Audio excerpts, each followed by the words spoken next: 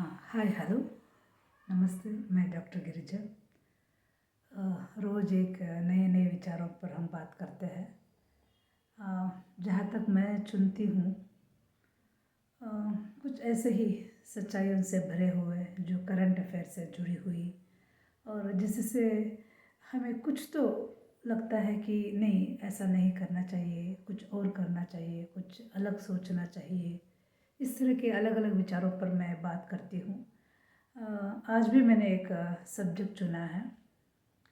सुनकर खुशी तो नहीं होगी, दुख तो होगा। आजकल मैं कई जगहों पर देखती हूँ कि किसान लोगों की मृत्यु हो गई। क्यों? क्योंकि उन्होंने बहुत ही कर्ज ले लिया था जिससे वे चुका नहीं सके, जिसकी वजह से कि अ, उनको उनके घर पर एक रेड जैसा पड़ा कि बैंक वालों ने आकर काफ़ी धमकियाँ दी, बहुत ही अवहेलना की, जिसकी वजह से वो बर्दाश्त ना कर सके और उन्होंने खुदकुशी कर लिया और जाकर अपनी खेती में उन्होंने एक तो पॉइज़न पी लिया, नहीं तो अपने ही खेती के एक पेड़ पर उन्होंने फांसी लगा दिया और उनकी डेथ हो गई। जब भी मैं ऐसा कुछ सुनती हूँ तो मुझे बहुत बुरा लगता है कि आखिर क्यों।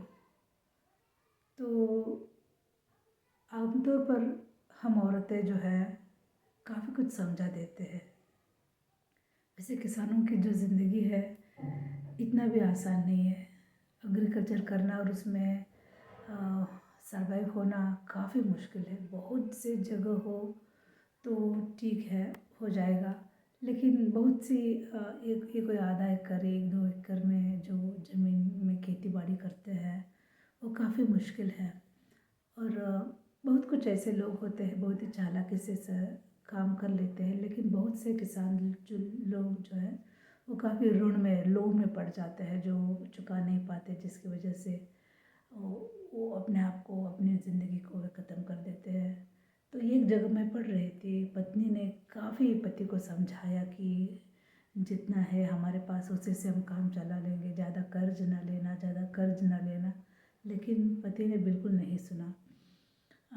नहीं, ऐसा नहीं कि वो लालची था, कि वो चाहता था कि कुछ अच्छी सी खेती बाड़ी हो, कुछ अच्छा फसल हो, जो घर के काम काज आए, बेटियों की शादी करा दे। तो काफ़ी उन्होंने सोचकर यही कोई 5-6 लाख रुपए की कर्ज ली, जिसके बाद उन्होंने कुछ ग्रेप्स वगैरह, अंगूर वगैरह की खेती की, जिसके बाद वो कुछ अच्छा नहीं हुआ और बस बहुत कुछ उनको नुकसान हो गया, जिसकी वजह से कर्ज के ऊपर कर्ज बढ़ता गया, इंटरेस्ट भी बढ़ती गई, जिसकी वजह से उनको बर्दाश्त नहीं हुआ कि कोऑपरेटिव बैंक डिपार्टमेंट से कर्ज लिया था जो नहीं चुका सके। एक दिन ऐसा भी हुआ कि घर में आकर उन्होंने खेती बाड़ी में आकर वहाँ के जो बैल होती है, बैल को कोऑपरेटिव बैंक लोगों ने ले लिया और काफ़ी इंसल्ट की।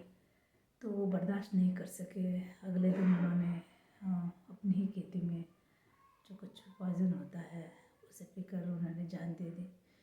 जब मैंने उसे पढ़ा कि मुझे बहुत दुख हुआ। आखिर क्यों? जो व्यक्ति जो कर्ज नहीं चुका सकता, इतना कर्ज लेने की ज़रूरत ही क्या है?